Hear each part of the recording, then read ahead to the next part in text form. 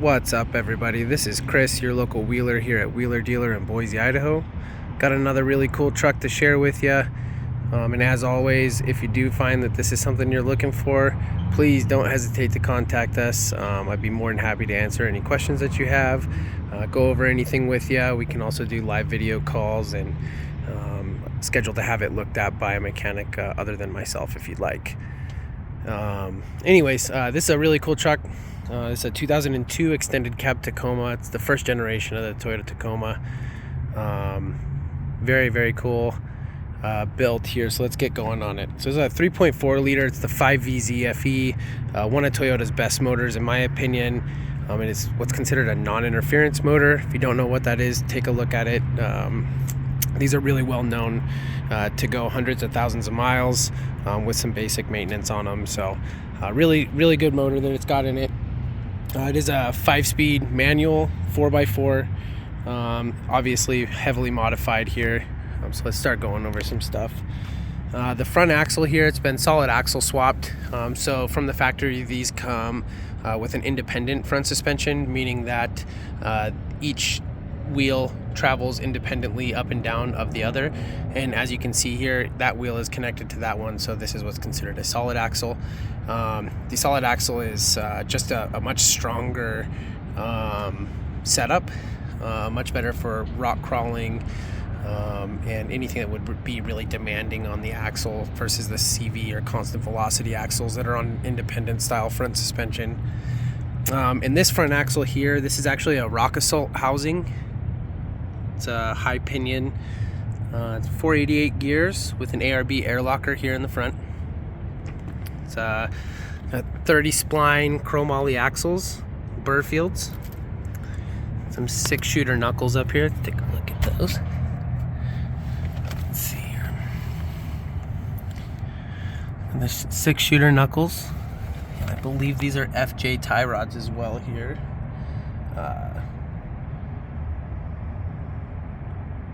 It's got, oh yeah, wiper seals as well. Take a look at these here. So usually on these style of axles, you would have like a, sorry, my hands are dirty. I've been in the shop all day. But usually on these, you would see like a cloth, almost like a heavy like wool cloth almost right here.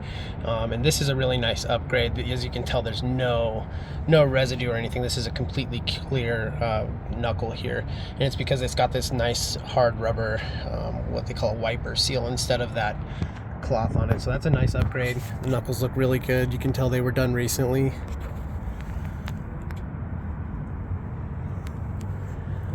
Looks really good. Obviously the disc brakes up here on the front as well. You can see the trail gear housing. And then this one here up on the front axle has the factory Toyota locking hubs. Take a look at those. The factory locking hubs on some Methods. Let's take a look at the rear axle now. So the rear axle in this is from a 3rd gen Tacoma. It's the 8.4 inch ring and pinion. So this one has 488 gears in it as well. Obviously they're matched to the front. And the rear is locked with a Detroit locker with some stock Toyota axle shafts in it. Looks good. Everything back there looks dry. Drive shaft angles look amazing, which is really, really nice. Helps with driveline vibrations as well as saving U-joints in it as well. So it's got some Bilstien 5150 shocks all around it. See here. Bilstien's definitely not the most expensive thing, but man, I tell you, you can't go wrong with them. They just work if it's not broke. The leaf springs are all trail gear leaf springs, sitting on some 37 by 1250 17-inch wheel BFB Mud Terrains, and 17 by 10 Methods, and these are real beadlocks. What's nice about these is that these beadlocks, what they allow you to do is air these tires down a ton. So you can take almost all the air out of these tires, and the more air the less air, I mean, is in the tire, the more the tire spreads out when it's on the ground. So the more rubber you have contacting things, better traction, better for crawling. But obviously when you let the air out of the tire on a normal tire, it's being held to the rim by friction, so that the air pressure is pushing the bead of the tire against the wheel here. On a beadlock, you're not depending on that, because this beadlock is actually pinching the edge of that tire. So you can let all the air out of this, get the maximum amount of tread or rubber touching the ground, and not worry about spinning your wheel without spinning the tire. So a really nice thing to have, especially if you're going to be, like I said, rock crawling or snow wheeling in the sand. I mean, there's a ton of reasons that you'd want to air down a rig. So really nice. Obviously as well, this does have an ARB air compressor to run that air locker in the front. So airing up and airing down is not hard.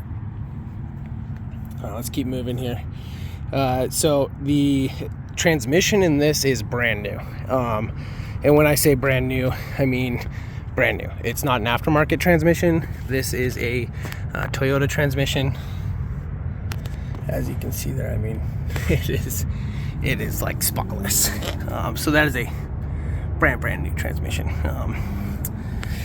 The gentleman who brought this in for us to sell for him, he took it to a shop. They made a mistake, and unfortunately that mistake caused the transmission to have catastrophic failure. And because of that, that shop held up their word, and they replaced the transmission with a new unit from Toyota dealership here in town. So that's I mean, that's a massive upgrade there. You know, brand new transmission. Anyway, so we've got a Marlin crawler adapter plate here for the dual cases. You can see that. Let's see here.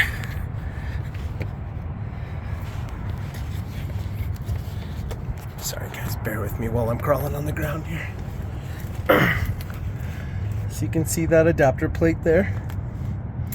The front reduction box is a 2:28 ratio gear reduction, and the rear case is a 4.7, which I believe is stock, and it's also got the trail gear adapter plate to the 4.7. Got this really beefy. Take a look at this cross member here. Really nice. That's a trail gear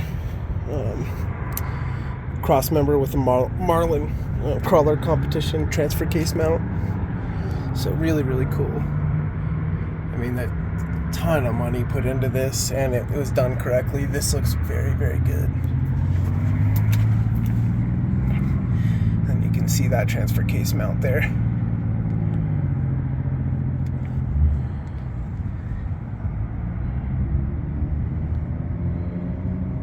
And I'll show you inside too. It's got some RA design triple sticks. But while we are down here, we'll take a look here at these drive shafts, custom made drive shafts, front and rear.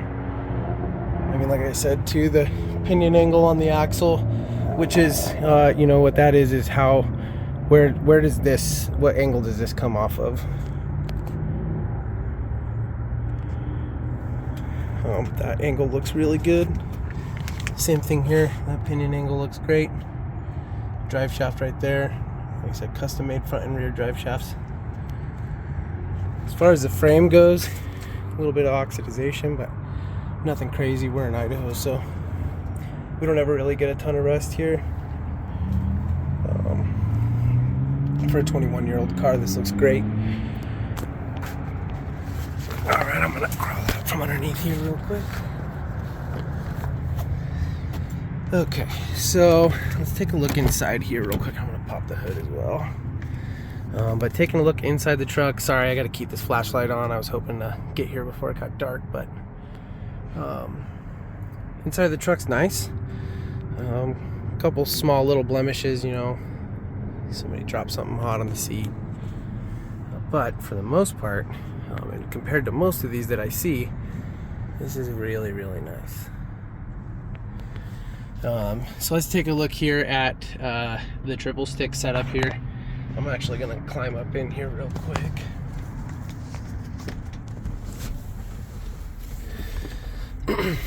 So you got your your 5-speed stick shift in here. But what's cool about having like dual transfer cases and having this setup, I mean, there's several things that are cool about it, but one thing that this allows you to do is, number one, you have 2 different ranges of low gear, right? So you have that front reduction box as well as the rear one. So the front one's the 228. You can see that one here, trail gear, it's the 228. And the rear one's the 4.7. So you have, basically, in essence, you have an extra reduction from that. So you have 4-wheel low, then you have low. And then, you know, it basically reduces that down even lower so that you can crawl easier, you can let the clutch out, and the amount of force behind the tires turning, even though they're not turning fast, is much greater. So really nice thing to have as far as crawling goes. And then also having it set up like this allows you to use that gear reduction in both 2-wheel and 4-wheel drive. So in most vehicles, in order to use that, you know, low range gear, you would have to put it in 4-wheel drive, whereas this one you do not have to do that. You can have that low range gear in 2-wheel and 4-wheel drive. A nice Kenwood head unit, a little singled in. See down here we've got the compressor switch and then that front locker for the ARB in the front. And I did not get the information about this parking brake here, but this is a pretty neat. I haven't actually seen this before, but that's a double tap on, double tap off, whereas typically you would have like the T handle that you would pull out and then twist it in and like that. This one is just double tap on, double tap off. I am not sure why, and the gentleman who owns the truck did let us know that ever since they put that in, the brake light's on, which would indicate that the truck thinks the e-brake is on. Other than the light being illuminated, it doesn't affect anything even when the e-brake is deactivated. But sunroof in here, there's no leaks, you know, there's no sign of any damage or water damage in here. Headliner looks nice. There's no smells or anything crazy in the truck. It looks great. Take a look here in the back. So it's an extended cab, so you've got storage cubby here, storage cubby on that side as well, and then the flip down jumper seats here on both sides. It's great. Sliding rear window, and then what I like to call the redneck AC on the sides, these little wing windows out here. All right, let's pop the hood here.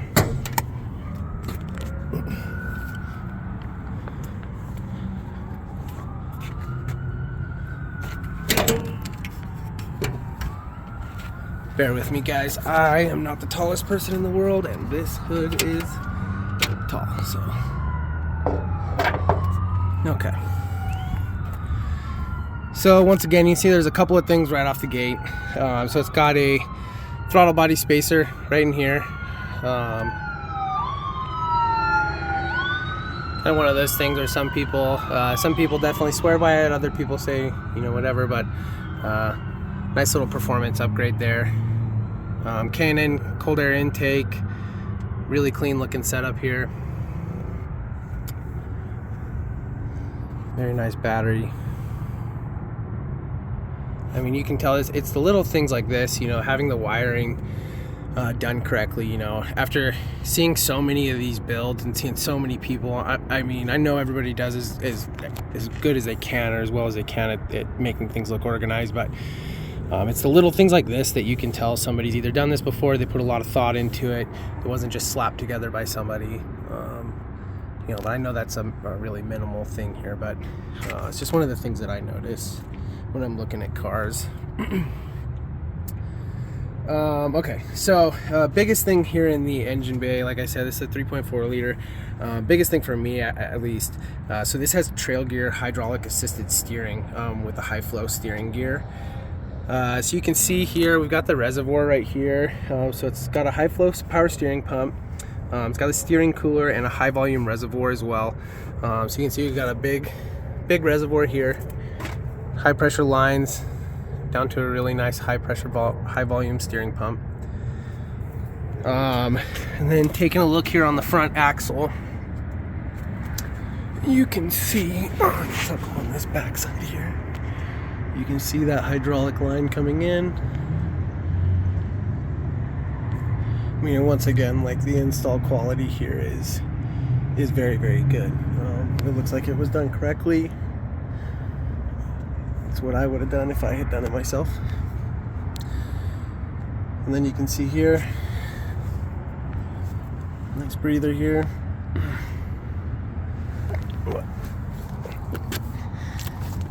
So you got the, you know, that, in my opinion, that's a really nice upgrade. So if you're not familiar with what that does, these are big tires. They're 37-inch tires.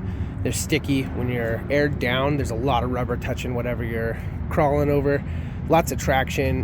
You know, if you're butted up against a rock too and have normal power steering, you're really going to be leaning on that power steering pump and that rack and pinion style steering to do anything. This steering setup here, it is turning.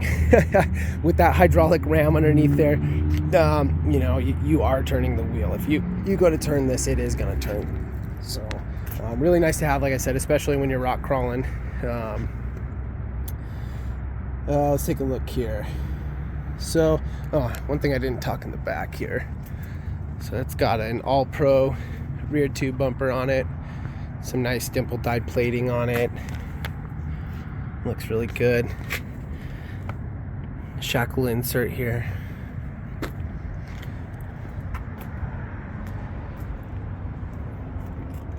I definitely like the all pro rear bumper is one of my favorites. The tube style bumper here, really nice looking. Wraps around really good, plenty of clearance, lots of coverage there for the back. Let's see, doesn't say what brand these rock sliders are. If I had to guess, they're probably Trail Gears though. Welded on, they look good. This is something else I really like too. This looks like skateboard grip. I know it's dumb, but look, you know, you step out of the truck a couple of times with some wet boots on and rack your shin on that bar, and you'll appreciate having skateboard grip tape there. Here in the front, we've got the Trail Gear front bumper as well. It's got a worn 8,000-pound winch tucked in here. The VR 8000. Some synthetic line, which is nice. I like synthetic line over steel line just because if it does break, you're dealing with the line dropping to the ground versus a steel line that's going to come slapping back at you. Nice factor 55 fair lead. Really nice factor 55 Haas as well. So this, like, I don't know if it's actually called Haas, but this front piece here, really cool. Trail Gear looks like a 24-inch light bar here on the front. Let's see what else he's got on this. Haas fair lead, that's what that's called. Factor 55 ultra hook. Sorry.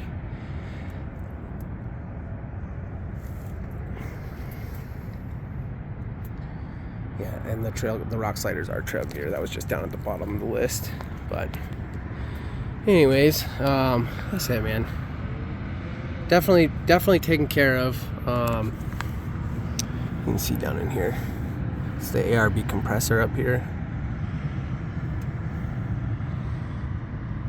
and then that was that blue line. I thought it was a vent, but that's actually the blue line coming from the compressor down to that front axle housing for the locker.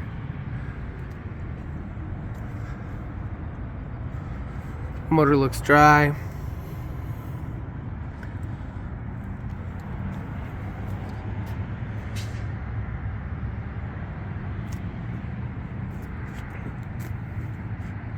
I mean, yeah, overall, this is, if you are looking for something that you can get in and crawl over whatever you want to touch your tire to, this is it.